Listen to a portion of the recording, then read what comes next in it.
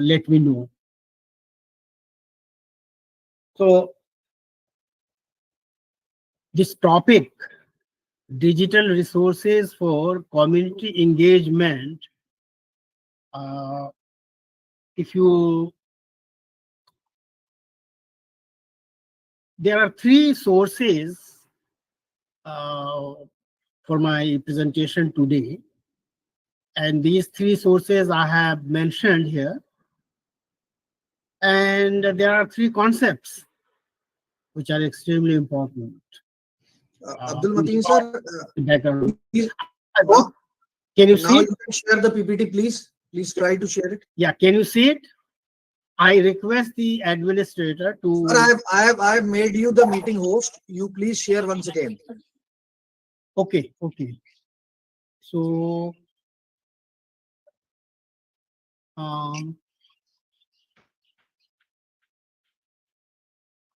what to do? Present now. Sir, click on present now and select the option entire screen.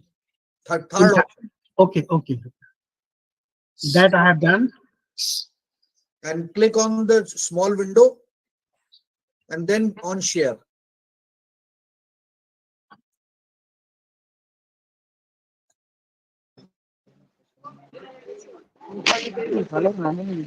जब इस entire screen पे आप click करेंगे तो एक छोटा सा विंडो खुलेगा. हाँ, आ गया. Now it's coming. Now it's visible. Okay, you can see it. Yeah, now it's visible, sir. You can see it. Okay, so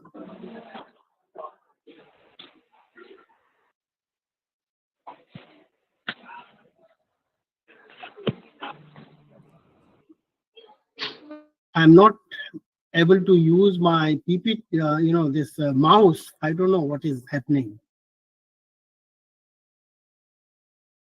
Allow me to use my mouse. Sir, I have made you the host. I cannot control your mouse and all. It's there. It's moving. Mouse is moving. But I want to go up and down and I'm not able to do it. Sir, firstly you just go to presentation mode. Presentation mode. Sir, ऊपर slide show है या You तो are नीचे. presenting. Yeah, you are present something else. No, presentation. No. Click on slide show. On PPT, click on slide show.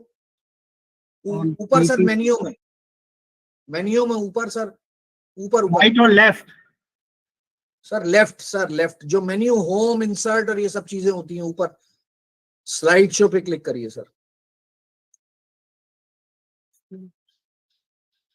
No, left. Visitors are in this meeting and then this all is open to anyone. Sir पहले आपने sir ये window select कर लिया है. असल में आप इसको बंद करिए. शेयरिंग स्टॉप करिए. You are presenting, so stop presenting. Yes. Okay, done. Now click on present now. Present now. Okay. So you will find three tabs. Yeah, we Chrome tab, window, and entire screen. Click on entire screen. Done. So you will get you will get screen. One screen. Yes. Click on that. Done. Then share. Then share. Okay, done. Wait. Now open your PPT. Done. Go on presentation mode. Slide show. ऊपर है sir slide show. Animation के बराबर में home. Slide show. Done. From beginning. Slide show from beginning. Okay, done. Now you can use your mouse. Okay, yeah. So I hope everybody can see it. Yes, sir. Yes, sir. Yes, sir. Okay. Yes. And then to avoid monotony, from time to time you can just nod saying yes, so that, like, uh, it's always good to be interactive. Anyway, so this topic is digital resources for community engagement. This is the title which was, you know, actually with mutual consent assigned to me. And this topic has three components. If you look at it at the bottom, the three concepts. One is community, second is virtual community, and third is digital resources. These are the three concepts which are important, which I will discuss. I understand that these participants are quite heterogeneous, coming from different disciplines. But good thing is that the topic itself is highly interdisciplinary or multidisciplinary.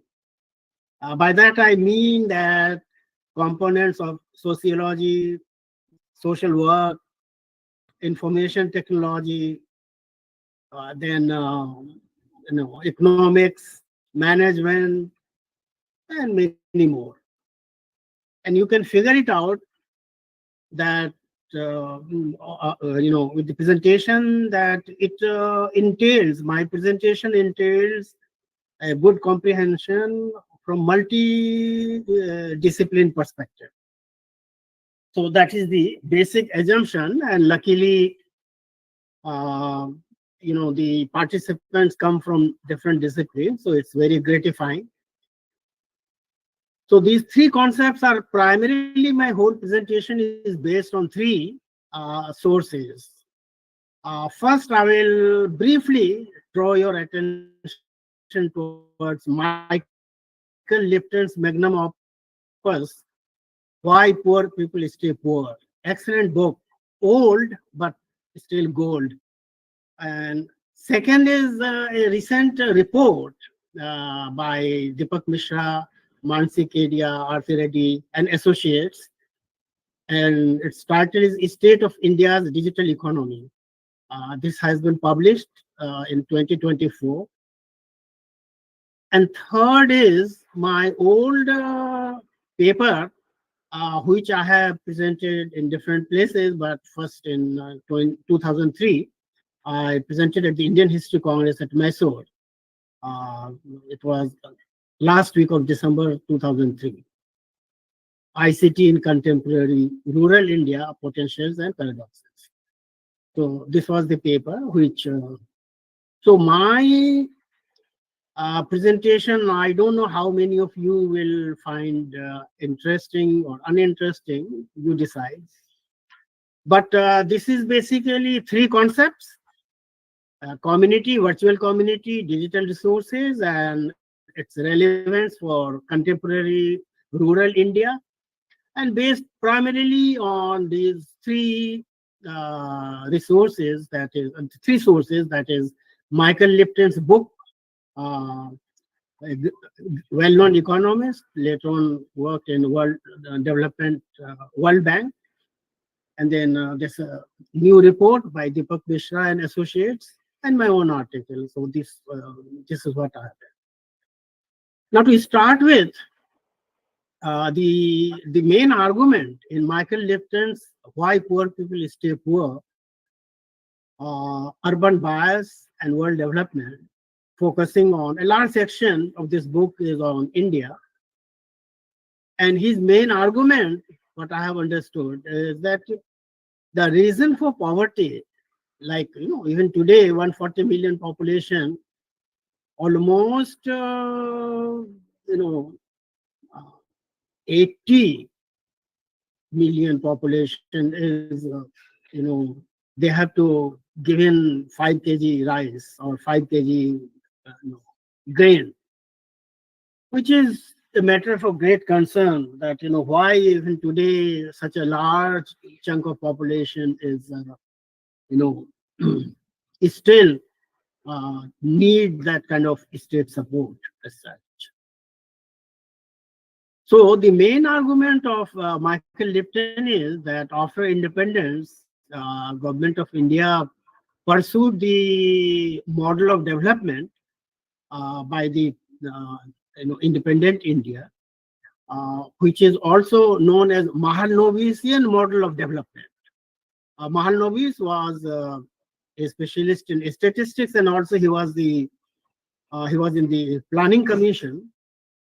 And the model which he followed is also known as Mahalanobisian model of development.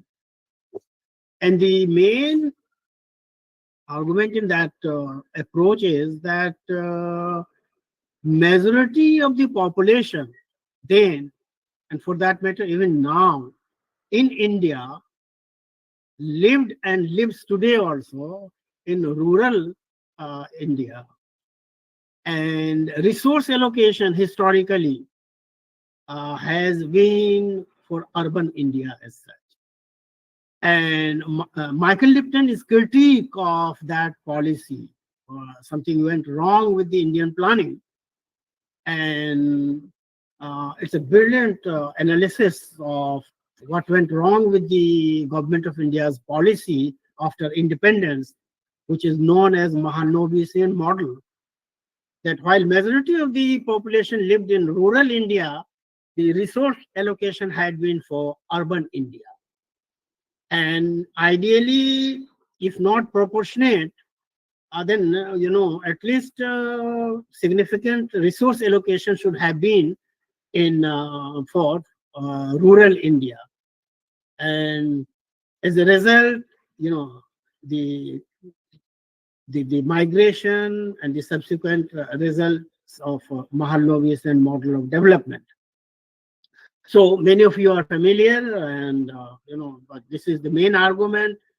And I think that this book by Michael Lipton, Why Poor People Stay Poor, Urban Bias and World Development, self-explanatory, title itself, excellent book, which is not only relevant for India of the past, but even contemporary India needs attention of this critique by Michael Lipton. So, in this background, I want to look at community. As I mentioned, that three important concepts: community, virtual community, and digital resources. So let us have a look at community. And many of you are quite familiar with this concept of community, which is defined as a group of people sharing a common geographic area, a common value system, common needs and interests, and who have had similar or shared experiences. So this is the definition, and this definition is comprehensive one to define what community is. And then community having three basic characteristics or elements, which are: number one, community as a place or locality, community as an institutional structure, and community as a process.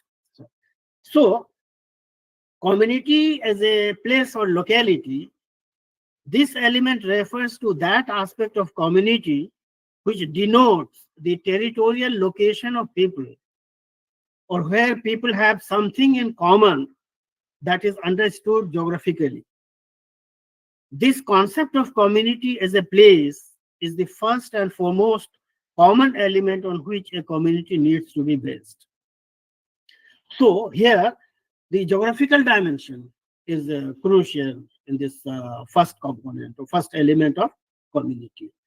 Second point, that is community as an institutional structure, implies that a community also needs to be defined by the institutions that serve its residents' needs. Such needs may include health centers, schools, religious institutions, economic institutions, and so on and so forth. One common feature of a community is that its members share these socio-economic institutions. And the third component, that is community as a process, refers to the interaction and socialization among the members in a community that includes their interests, objectives, and needs. This element implies a sense of attachment with each other in the community, which forms the basis for social interactions among various social groups. These interactions offer a sense of belongingness among members of the community, and social networking grouping is done to ensure interaction among them. So this is all about communities. Now we can move to the next concept, and that is, as I discussed, virtual community. So it may be defined as a group of people who interact with each other through technology, that is digital resources, to share interests, opinions, or goals without being limited by physical proximity. I want your attention towards this quote unquote, without being limited by physical proximity. Thus, a virtual community is a social group where people can develop and maintain relationships without being physically close. For example, news groups, chat rooms, and message boards are examples of virtual communities. Virtual communities allow people from different parts of the world to participate in activities and share values. They are different from social media. Social networking is when users build communities among themselves, while social media is more about using social networking sites to build an audience. The concept of virtual communities is relatively new, but it has been the subject of greater research. The definition of a virtual community is still evolving as society changes. So this is something very important to note. Then let us move to the third concept after having discussed community, virtual community. The third one is digital resources. So digital resources may be defined as chips, and I will explain it. What do I mean by this? CHIPS. The CHIPS framework, it has 3 tiers: pillars, sub-pillars, and indicators. So the 5 pillars: connect, harness, innovate, protect, and sustain measure the entire spectrum of digital transformation. Now, this point will become clear when you look at this one. This is called CHIPS framework. So you can see at the left, CHIPS as a framework, CHIPS, and then you can see pillars, sub-pillars, and indicators. So pillars has 5 components, and these are connect, harness, innovate, protect, and sustain. I hope everyone can see it clearly. Then it has 16 sub-pillars, which are self-explanatory given. And then it has 50 indicators. As economists try to measure something, so they will have to have some indicators. And each sub-pillar has how many indicators. For example, connect pillar has 3 sub-pillars: access, quality, and affordability. And it has 4 plus 2 plus 5. Anyone is But he's asking questions. Why I'm not able to?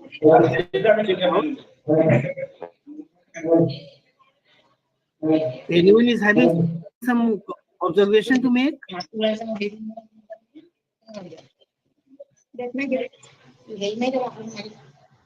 No, do you have any observation to make?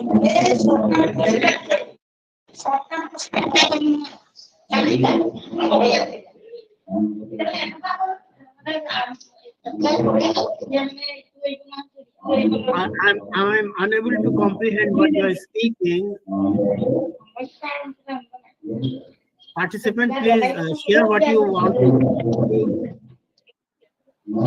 Am I audible? Yes, sir.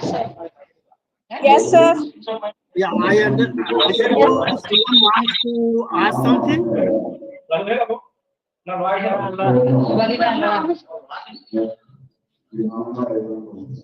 Some confusion. Anybody is interested in asking something? Sorry, I'm not able to get it. Please, participants, please mute yourself. It is creating disturbance. Thank you. Okay. Oh, okay. I understood it now. Participants are advised to keep muted, and when they want to ask questions, only then they should unmute it. And if you don't do it, then there will be interruptions, and there will be noise, and I will have to digress from what I share, and many participants will not able to make sense out of it. Okay, so this is called internet etiquette, and we are new to this culture, so we'll have to imbibe the new value system where to be a respectable participant, learned members must follow this norm and value, both. It's mandatory. Otherwise, we'll not be able to have effective communication. Okay, so now I got it that by mistake the participant did not mute it. So all the participants again are requested to keep the microphone mute, and only when you want to ask a question or observation, then you should unmute. And as soon as you finish your question, please mute it. So this muting and unmuting business is mandatory for a good following norm and values. So with that, what I was talking about, the CHIPS framework, at the extreme left, you can see CHIPS. And then you can see that there are 5 pillars, and there are 16 sub-pillars and 50 indicators. I mentioned that CHIPS framework has 5 pillars, that is connect, harness, innovate, protect, and sustain. And each pillar has some sub-pillars, like say for example, connect is one of the 5 pillars. And this connect pillar is having 3 sub-pillars, that is access, quality, and affordability. And access is having 4 indicators, quality is having 2 indicators, and affordability is having 5 indicators.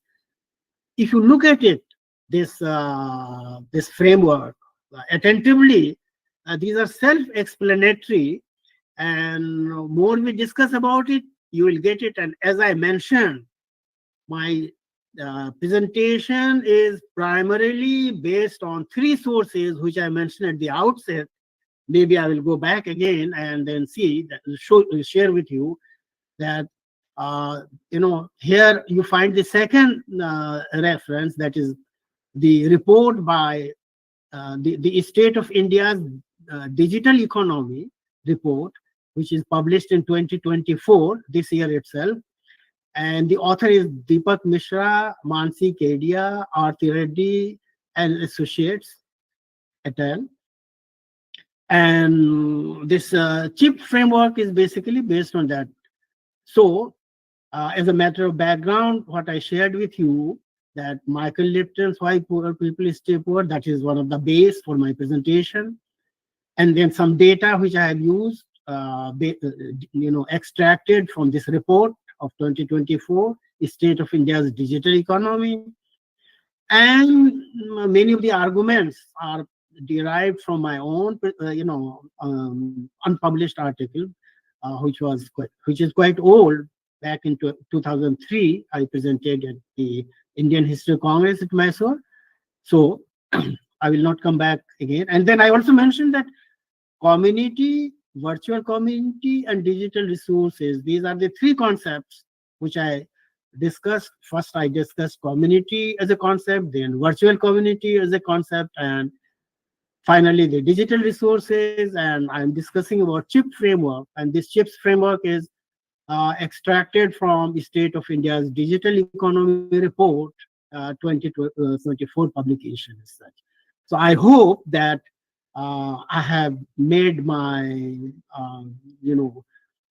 arguments quite simple and comprehensible to everyone. I hope so.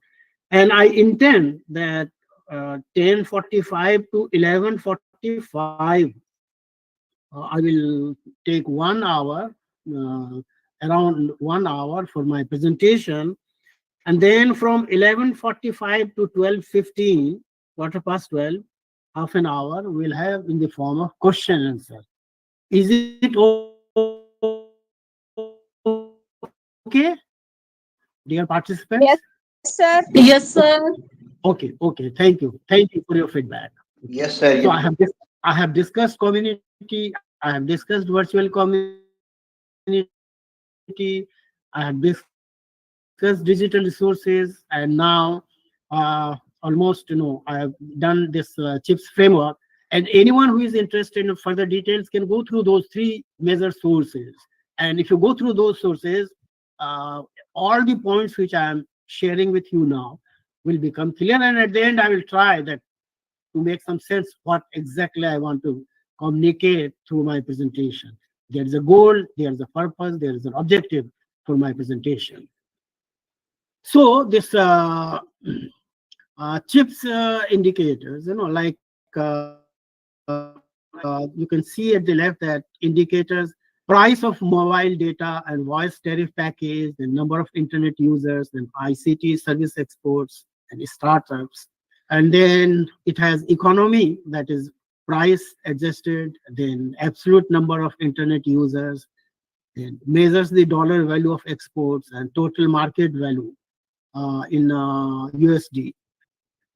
And then also CHIPS users price is adjusted for purchasing power parity, and then the number of internet users as a share of population, and then the dollar value of exports as a proportion of the country's GDP, and the total market value of unicorns as a proportion of the stock market capitalization in the country. So this is from the report, and this is interesting that when in the report you will find this all data, and I will share the PPT with you also after the lecture.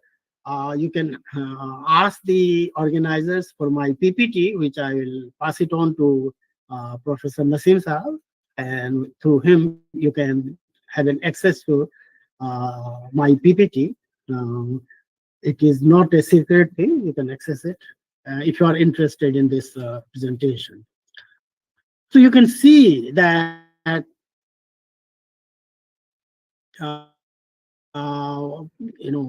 India's position in digitalization or CHIPS framework is third in terms of economy score.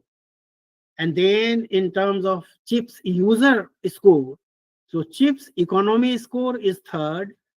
And then you can see that CHIPS user score is going down. Like after many countries, US, UK, Australia, Canada, Germany, China, South Korea, France, Saudi Arabia, Japan, Argentina, and then comes India. So this is about CHIPS framework, the data which have been computed, that third in the world after US and China, India's position in terms of chips economy score. And chips user score is little lower, but it's still above Italy, Turkey, South Africa, Brazil, and so on and so forth, even Russia. And then, so these two columns of the international one, within India, you find that Karnataka is at the top, chip score. And then at the bottom, you find Jharkhand and Bihar.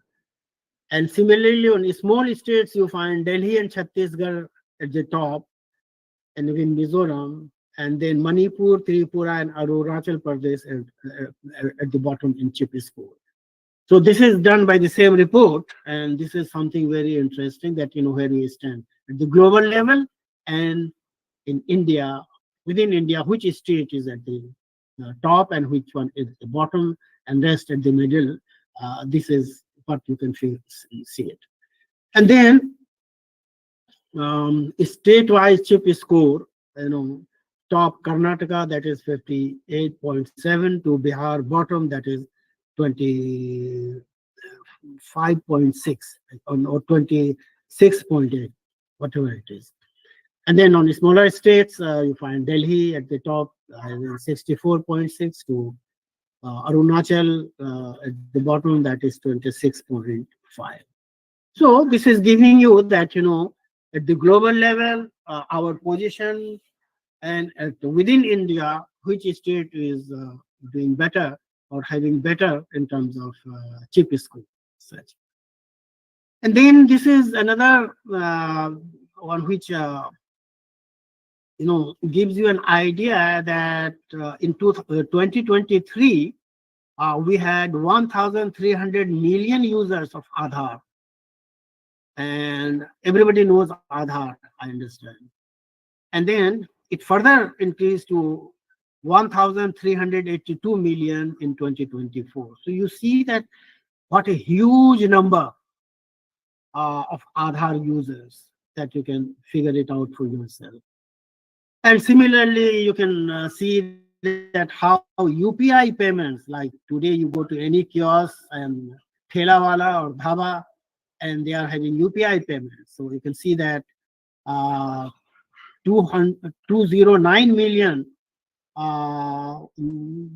you have Bhim payments, and then that has increased to 217 million. So these figures are increasing and substantially increasing. And then in some other schemes like Sanjeevani, that is health, or account aggregators, then Aadhaar Health ID, or COVID vaccination, and so on and so forth, how we find that in India there has been massive use of digital resources as such. Okay. This one again extracted from the report 2024, which I mentioned earlier, the outset. And then you can see that India's share is almost 1 billion mobile internet networks, and out of 10 billion subscribers at the world. So you can see that how there has been a reasonable portion of mobile internet networks in India, and also at the global level, that the world is having 10 billion subscribers and India is having 1 billion subscribers. So it is remarkable in such a short time, from 13 years, 2010 to 2023, what a substantial increase. And you can compare it with some other parts of the world, and that in itself is quite fascinating and interesting to look at it. So now I want your attention that there is a concept which I did not discuss earlier, that is digitalization.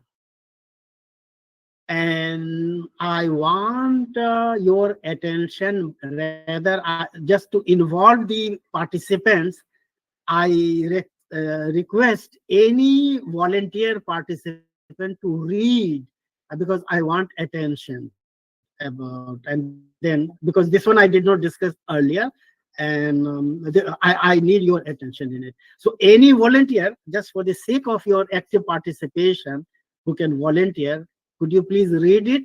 I know everybody can read, but any Yes. volunteer, yeah, please come forward. Yeah, please read it. Hello, sir. Myself, Dr. Deepika Santoshwar. Yeah, thank you. Please go through.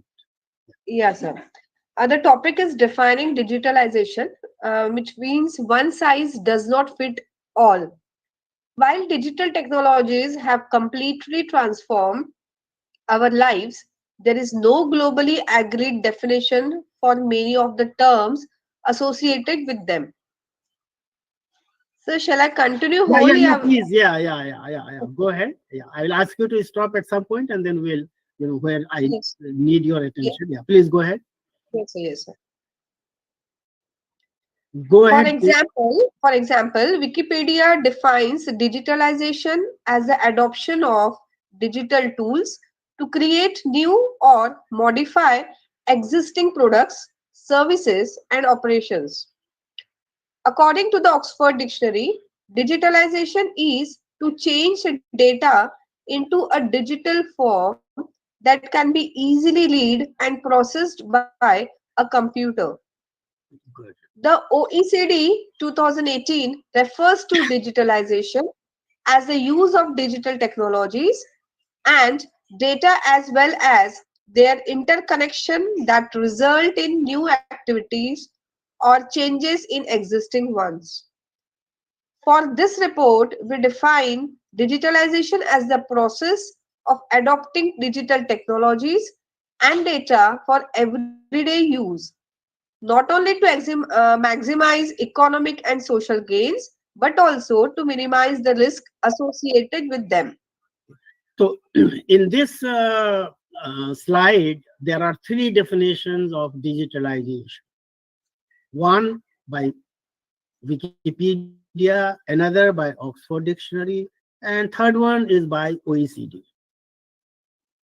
When we look at these three definitions, then the point becomes very clear that what is digitalization.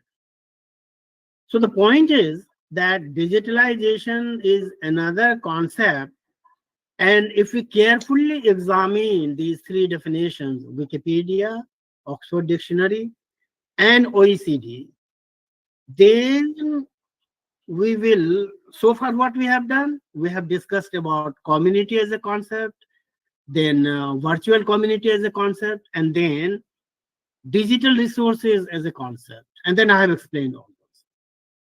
Now, when it comes to digitalization, then you find that, and this digitalization based on these three definitions, Wikipedia, Oxford Dictionary, and OECD.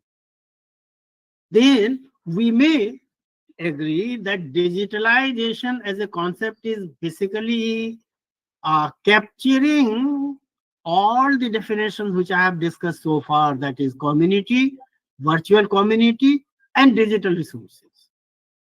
In other words, if we carefully and critically, zero in on this definition, although three sources, Wikipedia, Oxford Dictionary, and OECD, then we can retitle that, although the topic is digital resources for community engagement, but if after understanding the definition of digitalization, the topic for today's presentation is digitalization for the Indian rural community. So I hope that this point is clear, and maybe ideally when I finish, it is better to have discussion, but then I have many statistics, many things yet to share. I have not made my points very clear, perhaps, but let us discuss with whatever the things which you have discussed so far, because That will help me in understanding that, or giving me satisfaction that whether I have made satisfactory progress or I have made unsatisfactory progress, because your participation will confirm whether I have passed or I have failed, satisfactory or unsatisfactory. So any volunteer again from this well-informed participants list of, I have seen many of you come from many good institutions. So any volunteer can you summarize whatever I have said, and does it make some sense where I'm heading for, or any ambiguity or any doubt or any confusion, anything hazy, you can unmute and share it. So far I have discussed.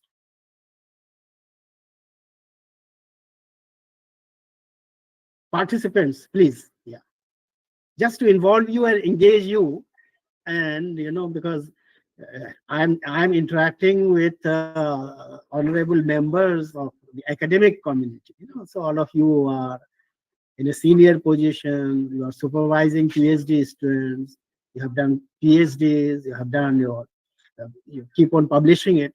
So whatever I have discussed, on that basis, I want your feedback. Any volunteer, please. Or you can, if something is unclear, you are free to ask me up to this point. Participants, feel free.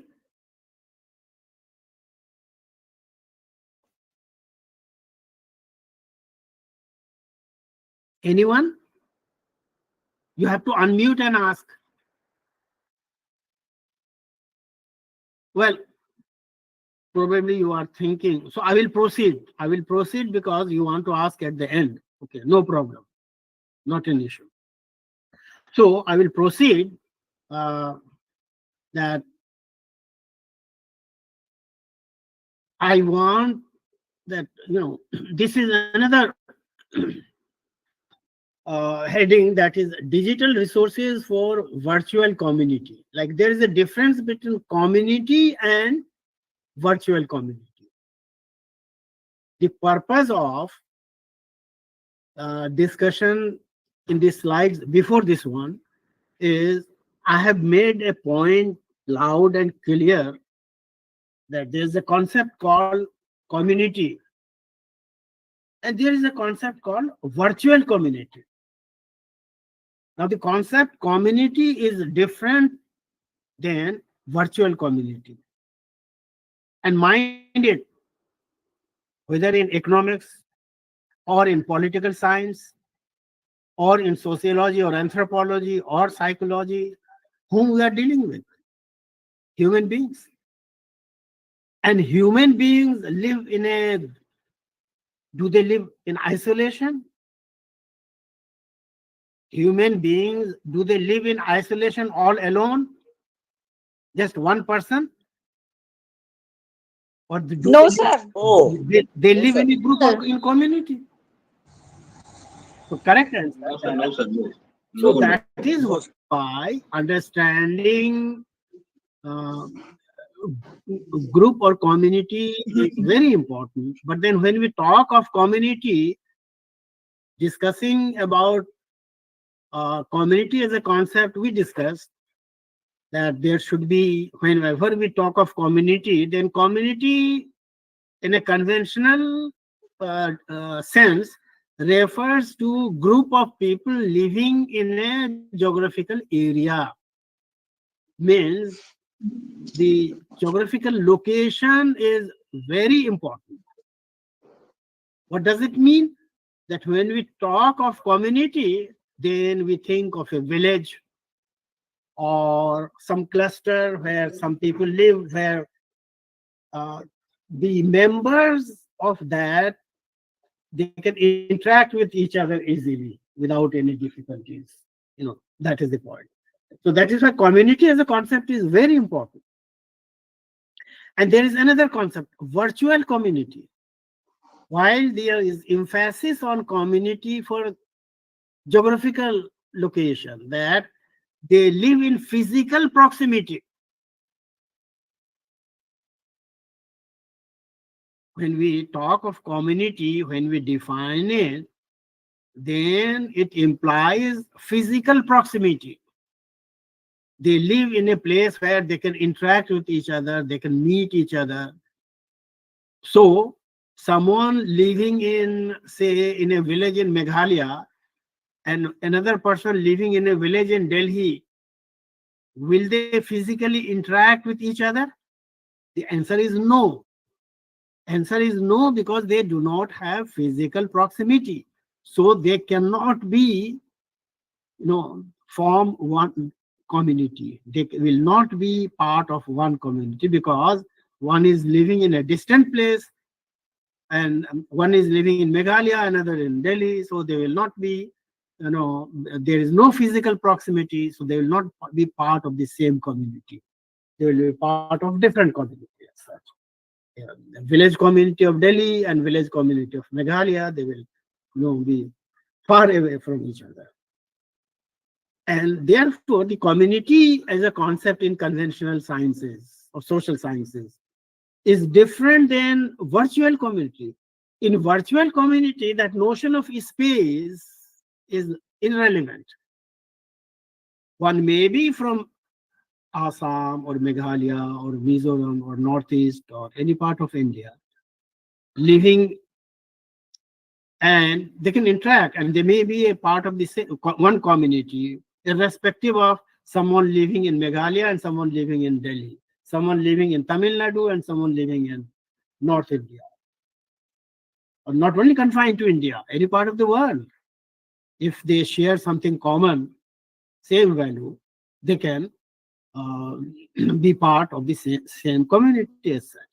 So that is why it is extremely important to understand the similarities and differences between the notion of community, traditional concept of community at the one hand, and virtual community on the other hand. That is the reason.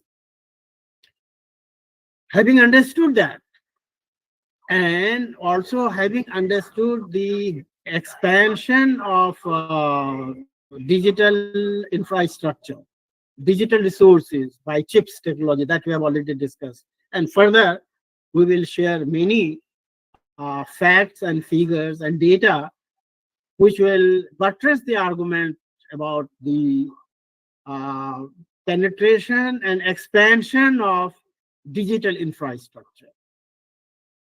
So,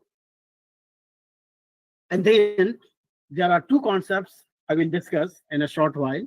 That is cyber extension and CSC. These are the concepts. These concepts are extremely important to change the behavior of the people for betterment of the life of the people. Either political scientists or economists or anthropologists or sociologists or psychologists or educationists, all their concern is improving the quality of life of people. And when we do it, one of the ways to do it by changing the behavior of the community. And here, in today's presentation, our efforts are to understand that how we can impact the community for better quality of life by accessing and using digital resources. And for that purpose, we need two more concepts to understand, and that is cyber extensions and CSC, that is common service centers as such. Okay. So again, I will ask for the sake of your active participation. Participation is one thing, but then I want active participation. Any volunteer, please read this slide.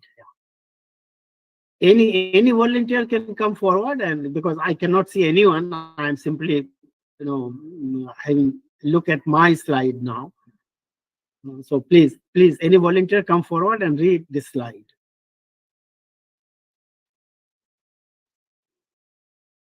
Any volunteer, please. digital resources for virtual community in Yeah, rural please go India, ahead. fiber extension and CSS. Please read loudly. India, Yeah, please. Yeah. rural India represents around 65% of the population, needing targeted digital interventions. Digital resources such as cyber extensions and Common Service Center (CSCS) plays a key role in digital transformation.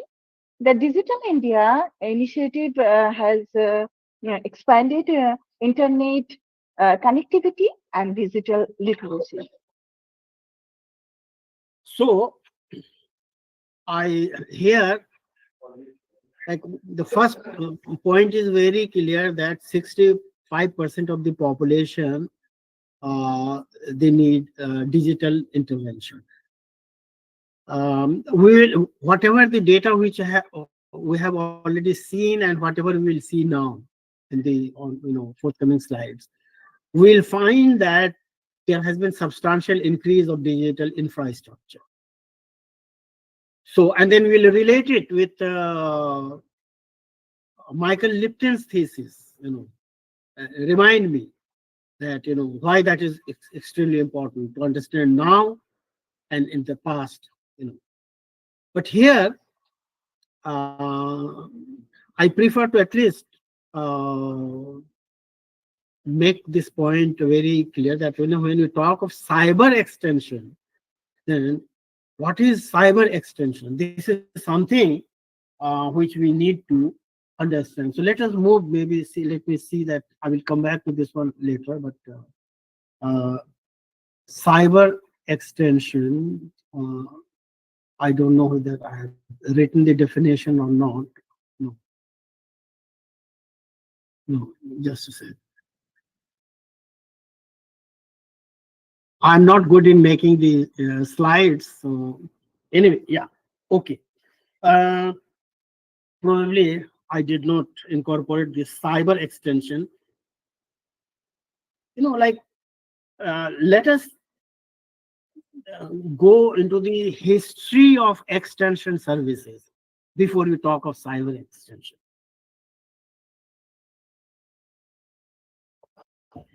So, can anyone tell me what is green revolution? I want participation, and all of you know. It's just that, so can anyone tell me what is green revolution? I want to hear from you.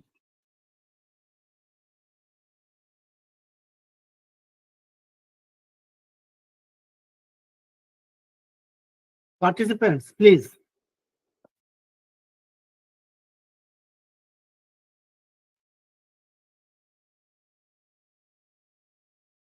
No, green revolution.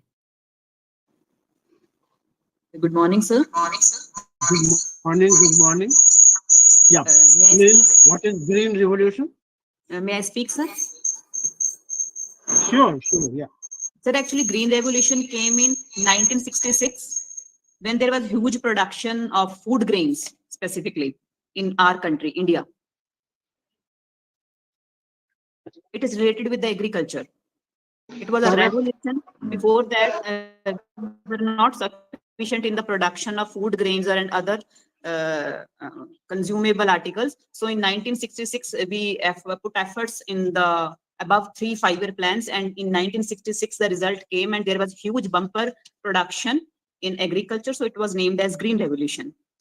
And it happened in the Punjab areas, this side. Excellent. So the point is, there was a time when Morarji Desai went for begging wheat from United States of America because they had enough surplus wheat. They refused to give us wheat, and we are starving to death. And United States of America, they dumped it into the ocean, rotten wheat. because when you don't use it for longer period of time, then its shelf life decays. So they dumped it into the ocean, but they did not give us, and we were starving to death. So when the population increased, we needed more food grain to feed the population, and we did not have enough adequate production. So green revolution is the demand of that time. So we started using a new technology for more production in agriculture. Okay. Extension services entails educating the farmers to use the new technology for higher production. I'm talking of 60s, late 60s and 70s. Because using HIV, soil test, using different chemicals and fertilizers required some understanding, being illiterate and not educated about how to use these scientific methods for agriculture in order to increase the production. Extension services were introduced at the village level, and they were called also village level worker. So the task of the village level worker was, and this was at the block level, that every block had an officer who used to go to the village and educate the farmers for production of, more production of agricultural products by scientific method of cultivation and agriculture. So imagine that reaching all the villages. What is the total number of villages in India? Anyone? I have in this slide, I have seen written somewhere. Let me see.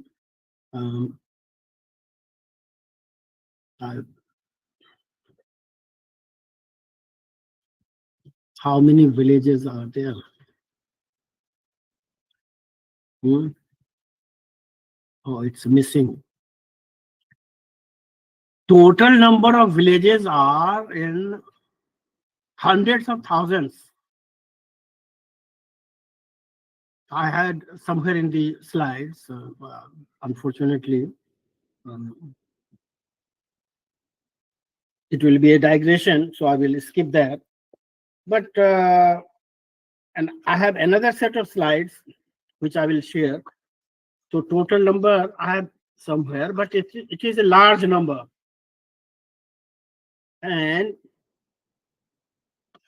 these, to reach these villages,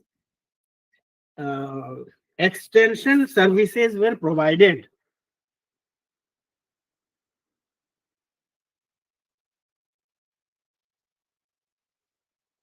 Oh, here we have some figure. Yeah, I will share with you that 2.13 lakh gram panchayats. No, so I will read this paragraph. It will give you an idea that BharatNet project aimed to connect all gram panchayats in the country with optical fiber cable connectivity, so as to provide broadband services to rural households. Out of total 2.22 lakh gram panchayats envisaged under the two phases BharatNet, 2.13 lakh gram panchayats have been made service ready. Also, the amended BharatNet program aims to provide optical fiber connectivity to 42,000 uncovered gram panchayats and remaining 3.8 lakh villages on demand basis and to provide 1.5 crore rural home fiber connections. So this is giving us an idea that, how to reach by these village, village level workers for extension services. That is the point. And how many resource persons were required to train the farmers, where even today, almost 65% of the total population lives in rural India out of 140 billion population. It's a huge number. We say 140 crore. It's a huge number, or 142 crore, whatever. So the point is that we want to discuss about extension services, and in extension services, we way back in 1960s, late 60s, early 70s, the extension services were introduced by government of India to educate the farmers for using new technology. New technology means HIV, chemical fertilizers, assured irrigation, and pesticides, and so on and so forth. So the farmers were not trained, and we needed more production. And that is why extension services were introduced. But then the scale of human resources required for such a large number to educate the farmers. So that is one point. Now, cyber extension refers to digitalize, reaching the unreached through digital resources. That is the point. That earlier, and both are going on simultaneously, that we have extension services by human beings, and now we are making use of digital resources, and these digital resources are used for reaching the unreached, for sharing by experts, for increasing production, agricultural produce. So cyber extension as a concept is very interesting and important, and that is why I'm referring to it, and then we'll come across some more slides on cyber extension as such. Okay, so this is about cyber extension. So let us go through more slides.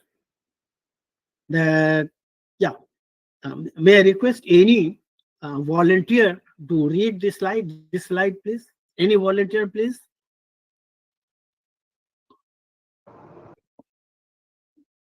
Digital landscape in rural India. Significant push towards digital inclusion through Digital India Initiative 2015. 299 million internet users in rural areas as of 2022. Right? Urban rural divide, only 37% of rural households have internet access. Okay, so this is what is important is that by 2022, almost 300 million internet users were in rural India. There has been penetration of internet in rural India, but this is not 100%. And when we compare the expansion of internet users, then we find the digital divide in terms of rural and urban India. That as per NSS 2019 data, only 37% of the rural households had access to internet. Of course, these are increasing. So let us move to the next slide. Yeah. Yeah, please, any volunteer, please read it. And sometimes even the same volunteer can continue. Yeah. I want it so that we have more participation. That is what, otherwise it becomes monotonous. Cyber extensions bridging the information gap. Point 1, digital platforms extending traditional agricultural and rural extension services through ICT. Second, enable real-time advisory services, weather forecasts, market prices, and the pest control measures. Third, examples, M-Kisan platform and e-Sagu project. So these are self-explanatory that this cyber extensions is an initiative to reduce the gap between rural and urban India. And that is why, as I mentioned earlier, that the concept of cyber extension is required. And in cyber extension, the fundamental difference is face-to-face communication and computer-mediated communication. Now, you can see the point number 2, that, like if you go down, then, point number 2 is difference between face-to-face communication and computer-mediated communication. Now, extension services used to be, or is still continuing, face-to-face communication. Whereas cyber extension is basically computer-mediated communication. Is this point clear? Yes, sir. Yeah. Okay. Yes, sir. Yes, sir. Okay. Thank you. Yeah. That in extension services, the face-to-face communication was feasible. That is how it was done. Unlike cyber extension, in which through digital resources, through digital infrastructure, through computer-mediated communication. That is the point. I will request any volunteer to read this one quickly. First, second, and third point. Impact of cyber extension and Kisan mobile-based advisory service reaching millions of farmers. These have personalized agricultural recommendation using satellite data. In fact, 20 to 30% increase in the crop yields, 15 to 20% reduction in the input cost. That is the source. Third point is extremely important, that because of the cyber extensions, the impact assessment study reveals that 20 to 30% increase in crop yield. So production has increased by 20 to 30%. And simultaneously important is that 15 to 20% reduction in input costs.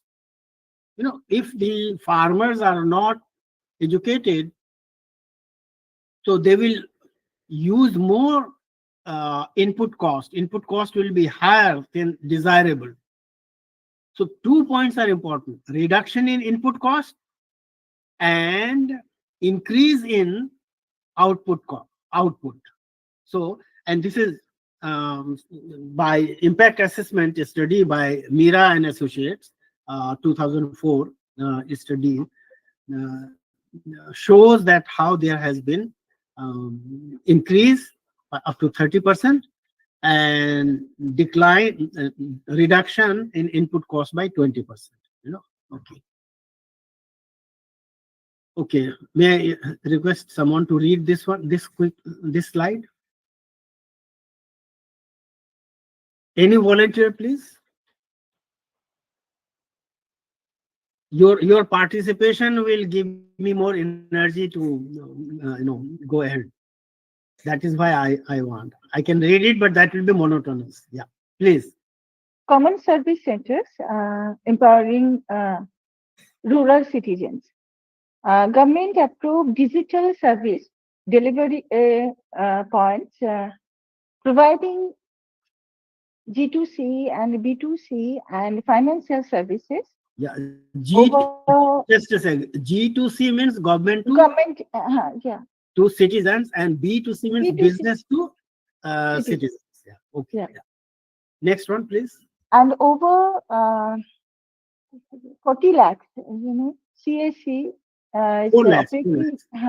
across India with 60% in rural areas and offer services such as digital literacy, banking, and healthcare and e-government. So we have almost 4 lakh CSCs according to 2023 data, and 60% of these 4 lakh CSCs are in rural India. And there are many services offered by CSC. CSC is Common Service Center. Now, this is in different states. This is known differently. The local name differs from state to state, but to get your Aadhaar card, to get your caste card, and other documents for different purposes, for banking, for healthcare, for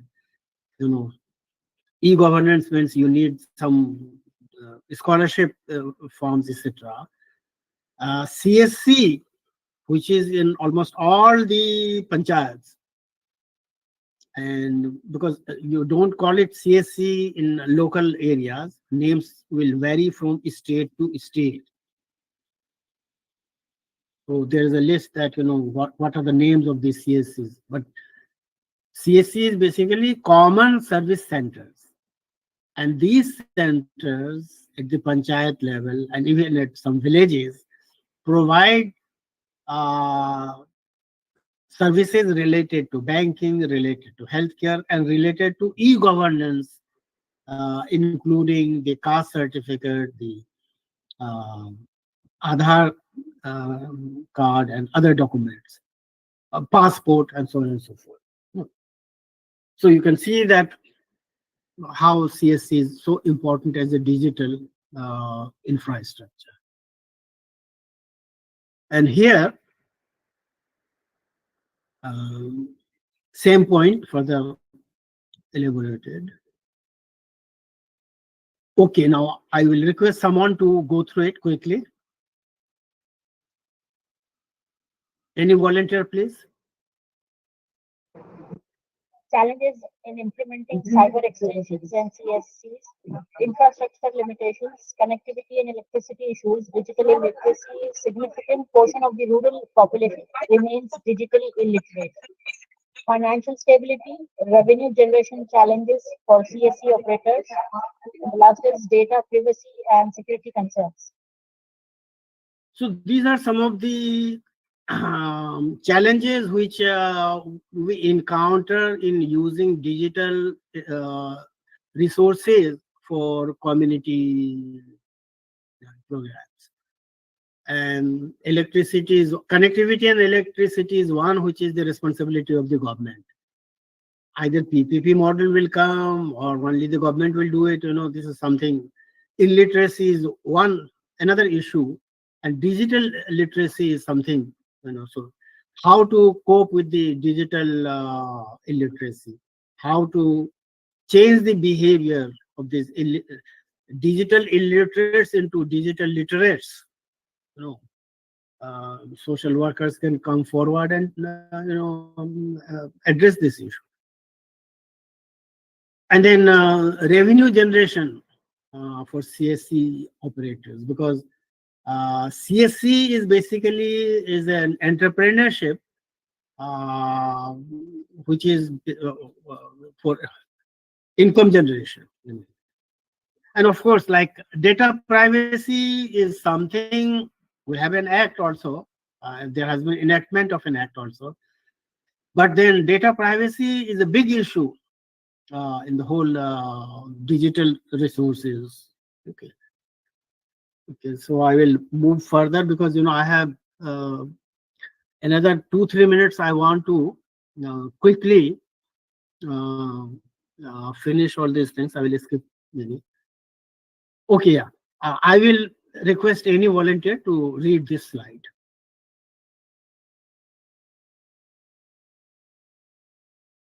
Any volunteer, please, quickly, because we don't have enough time. May I request any volunteer to read this slide? Facts and figures. Internet penetration 37% in rural households versus 65% in the urban areas. NSS 2019. NSS is the NSS is census and NSS. So NSS is the source for data collection. Yeah. Many of you are fully aware. Yeah, next one, please. Yeah, next. Yeah, CSCs over 4 lakh CSCs with 60% in rural areas.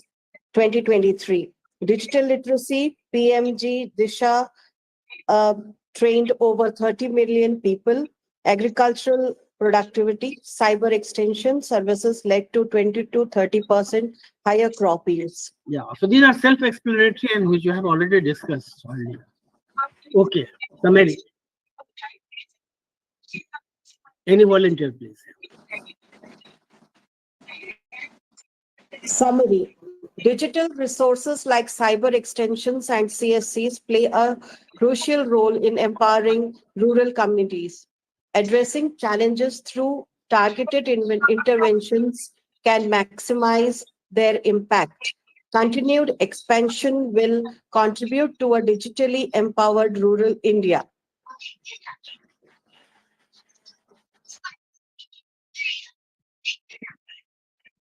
So I will skip these, because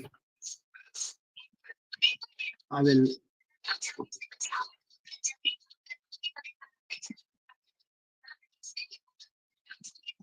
Okay, I will summarize now what we discussed. Let us go back to the first. What I discussed is that the topic is, let me.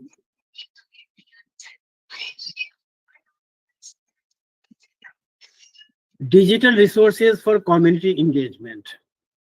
This is the topic.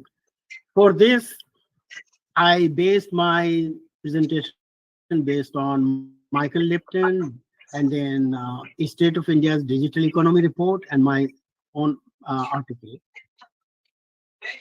I talked about community, virtual community, and digital resources as concepts. Then I added 2 more concepts, that is extension services and CSCs. Extension services, conventional one, and then cyber extensions. So how these services are,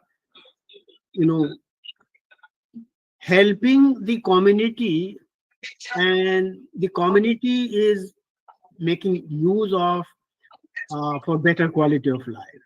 So the point is that how the social scientists can make use of these digital resources in an era of information age for better quality of life by more production and availing better services in the area of e-governance as such.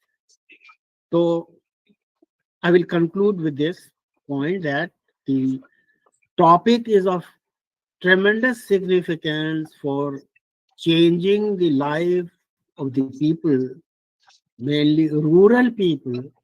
Michael Lipton argued that the majority of the population lived in rural India, whereas resource allocation had been for urban India.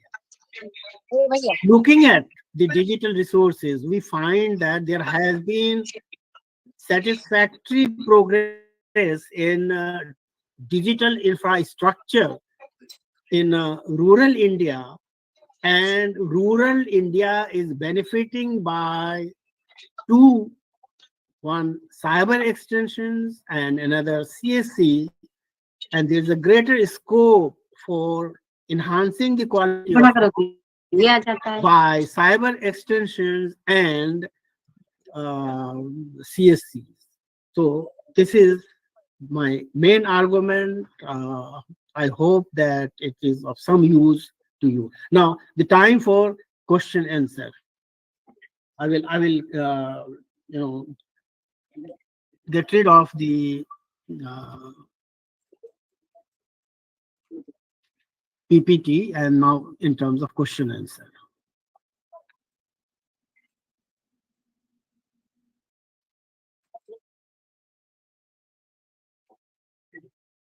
Okay, so we have few minutes for question answer.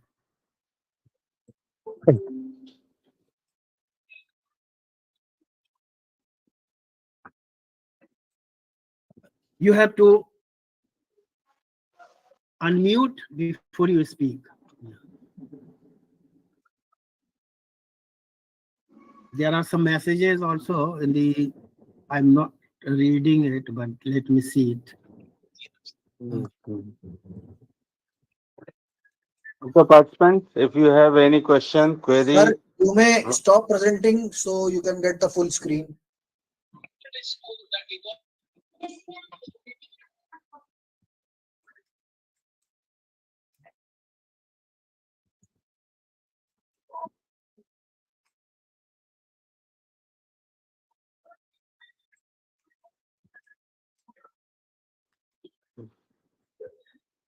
Yes. So okay, there's no question now. So sir, Professor Abdul Mateen sir, we are very thankful for very enriching lecture, and I was witnessing that most of the participants were interactive and have some queries in between, and they have raised those things. I hope they are satisfied now. So, sir, we are really benefited from your lecture, and our uh, all participants will learn from your enriching experience. So, thank you, sir, for your valuable time and enriching us. Thank you, sir. Thank you, Dr. Tahir. Thank you for your Thank you, sir. Thank you. Thank you, sir. Thank you, Mateen sir. You have given us perspective. Thank Think you. of. Thank you. Think of Thank you.